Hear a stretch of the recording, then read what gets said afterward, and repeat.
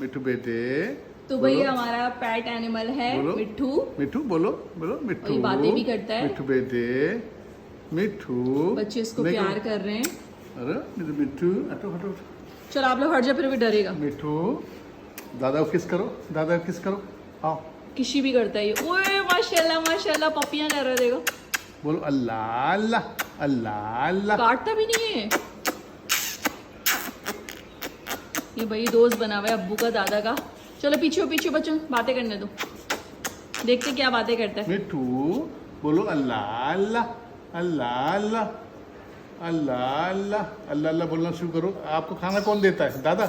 दादा नहीं देते हैं, अल्लाह देता है। दादा को अल्लाह देता है, फिर आपको देते हैं। क्या खाया आपने? सेब, अमरूद, भुट्टा, क्या क्या खाते हो बताओ? भाई 3 चीजें बड़े शौक से खाता है है ये। ना, आप बड़े शौक से खाते हो ना। दाना तो है ही, दाने लेकिन आप के दादा को साथ-साथ- बुलाते हो ना जब नहीं होती चीज ये।